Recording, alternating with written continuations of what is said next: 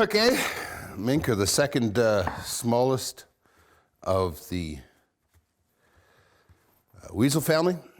Matter of fact, there's not a lot of difference between some mink and the long-tailed weasel. The long-tailed weasel is the largest member of the weasel family. We're catching lots of them this year. And this is how we go about skinning one. You want to take a look at the anus here. Now, on both sides of the anus, there are glands.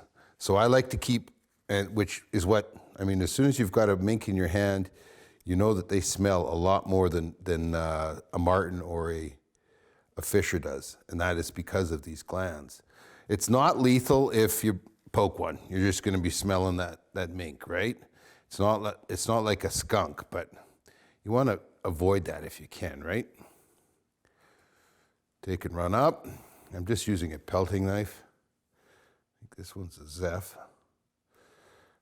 Run up to the middle of the foot, okay? So now we're open all the way up this leg.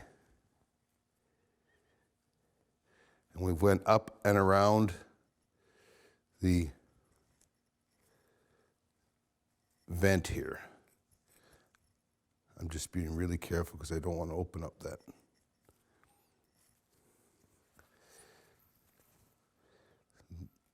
little gland there. And some of them spray or secrete, or I guess they don't spray. They don't spray like a skunk, but they secrete when they die. So they're not loaded. Some of them, you know, as your knife works by and puts any pressure at all on the vent, they will ooze a bit. But it's not as bad as if you cut it. If you cut it, it's there's a lot more comes out. So I go between the vent and the tail. And I'm just going through the hide here so that I don't get a gland.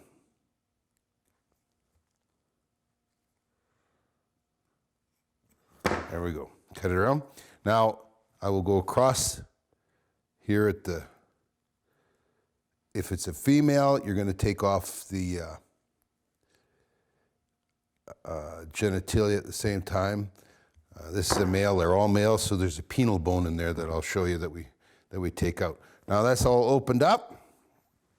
I like to use this little spike that I've got here. I use it a lot on marten because a mink really likes to hold on to his hide. You just start it in there and you work it back and forth like so, and then you just pull it. As you get down to the bottom of the feet, squeeze hard here and just pull it off, okay? Now when we go to then strip this back, sometimes you have meat, especially along the back of the leg here. You can see where I've got some meat that is coming with the hide. Well, let's take a pinch of sawdust just so we can grab that meat. We're going to have to flesh the whole mink. There's no ifs, ands, or buts, but if I can get that meat to peel back onto the get off the hide and go back to the carcass, so much the better. Okay, and then you just take and roll it and work your thumb underneath and get up over top of the back. See, I'm up over here now, behind the tail.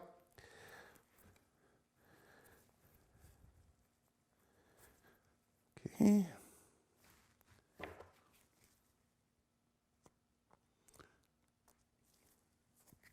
Do the other leg. Come on, there you go. Okay. Same idea.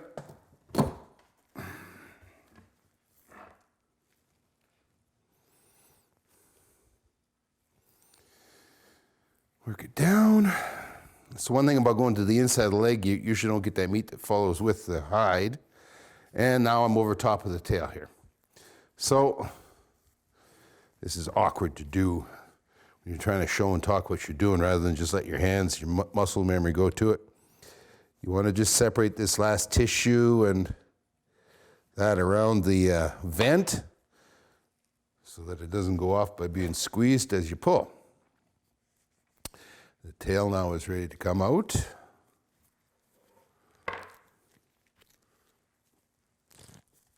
There we go. Okay.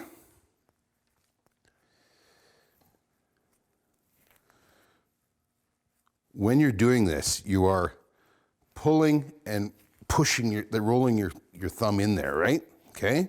That helps it separate it a lot. It's not just straight out pulling.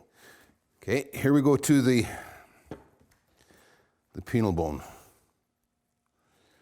Okay, there is the actual bone. You can see it's stiff. Just take and pull it out, and you can see then where the end of the bone is. We just take and give it a cut there. It stays with the hide. Now you've got where the testes and that go here, and there's a little bit of attachment that would cause the abdominal cavity to open sometimes.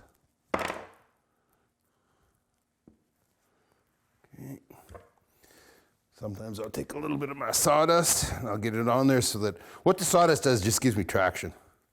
So I can hold on to it and I can pull. And as soon as I've got, there's the chest, I'm over top of that, I got no worry about this pulling open again. So this is a pull, and we pull right down until we can see the elbows. This is the front leg elbow, and it's the same thing. You just work your thumb in there. As you work your thumb, the tissue thins, and then pretty soon you got it in there. You just take and give it a pull. Right down, there's the ankle, a little cut, kaboom. Same thing on the other side. Roll your thumb through, pull down, kaboom. Okay, here I like my spike again, down through the chest.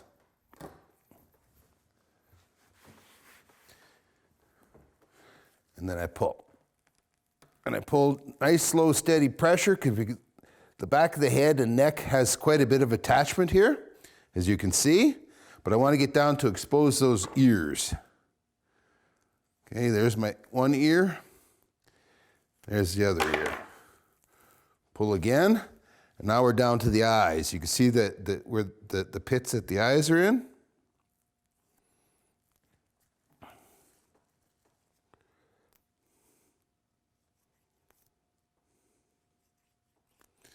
There we go. You can see one eyeball.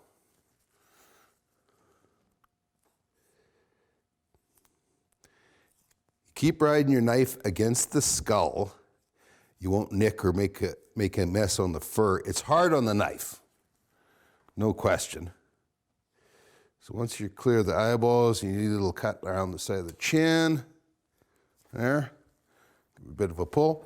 Now, mink are like marten and weasel and all that. We don't need the bottom chin. It only gets in the way. So you take and run your knife in there, give it in, and his chin stays right there. I took him off of this to demonstrate. Put him back on. And here's how we do the nose. Pull down, right in there like that. There you go. Now there's a lot of fleshing that has to take place in this. There's a lot of fat and meat that's got to come off there. So we'll get to that next. Okay, let's flesh a mink. I changed out the board. My particular fleshing beam here, I've made different widths of boards, you know, for fisher, for otter, for lynx, for kite. This is my mink one. And the nice part about it is that it allows, you know, me to work the animal most efficiently. A mink has a lot of fat. Okay, it's got a very heavy meat saddle on it. You can see the meat there, and underneath the meat is fat. Lots and lots of fat. That's all got to be taken care of.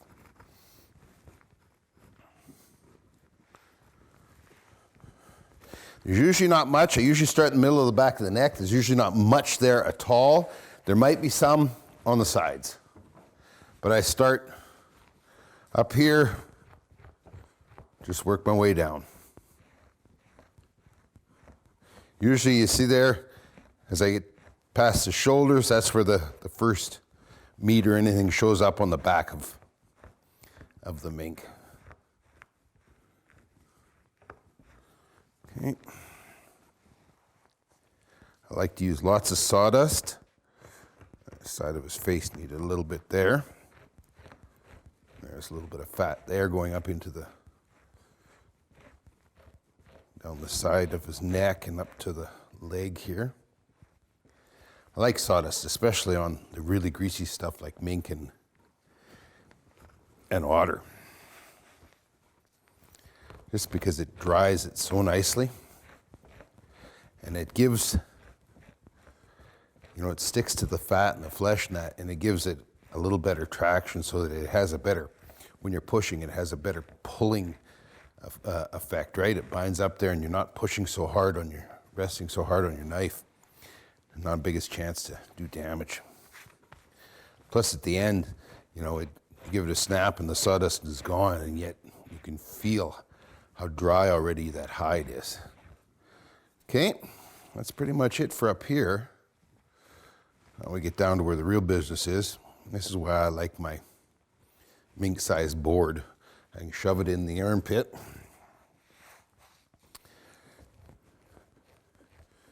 And start working my way down.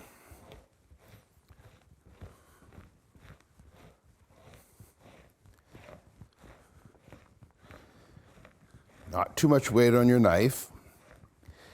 Be careful that, if you hit something hard, you don't just push harder.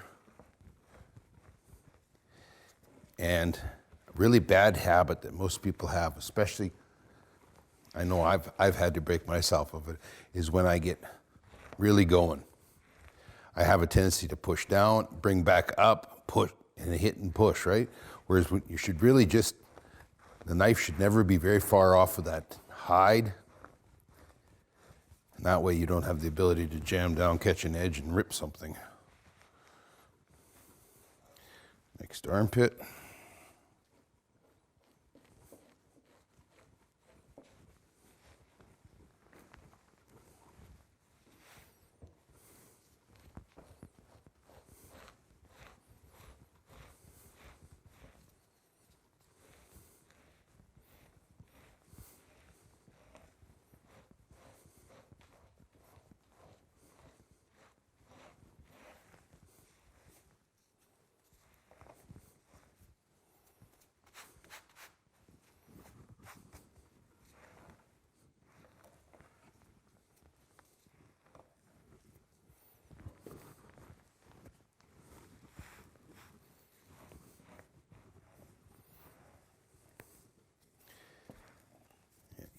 All of that saddle, all of the tissue down the legs, because there's fat under it all. Little mink is a fat critter. The belly you have to be careful on, because there's both where the penile bone goes, which is that right there, and or nipples.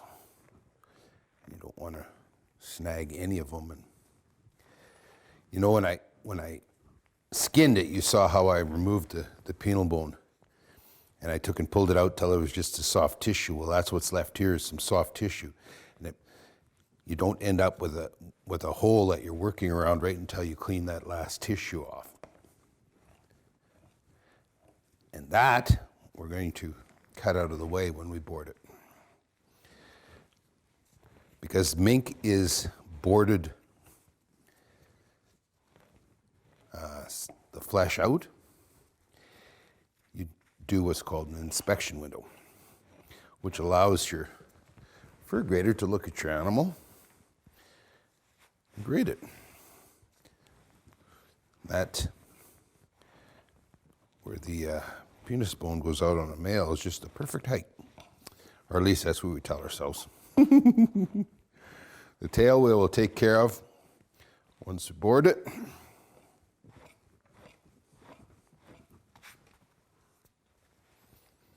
There we go.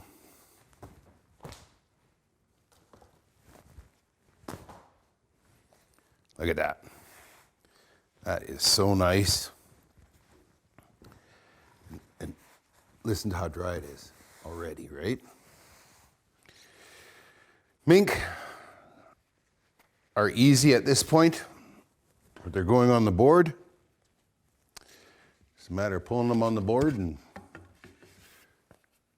tacking them down and doing your viewing window. They go on flesh out, but they stay flesh out. We don't bother turning them.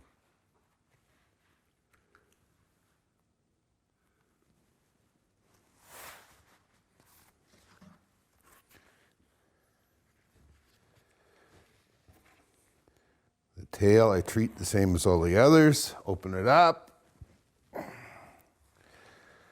Nice dry sawdust in there.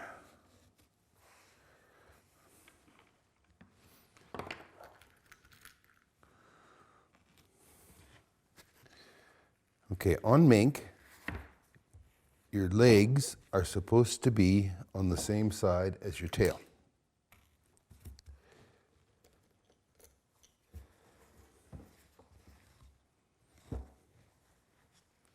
What that does is that it ends up making your back fuller.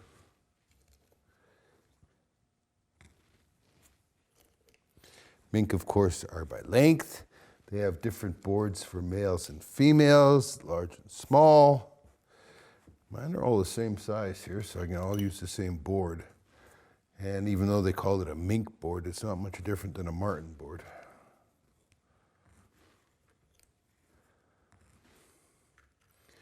I guess if you're selling boards where there are no marten, you wouldn't want to call them marten, would you?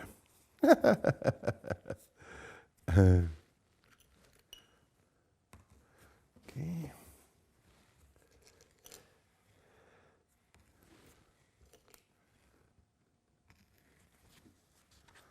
Like that. Now, this is where the penile bone goes. We're going to cut what's called a viewing window here.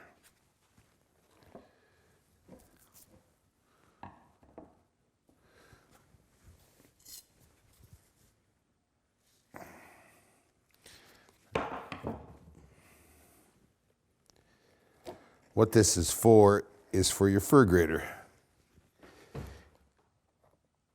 He can take a look right over top of your tail at the quality and thickness of the fur.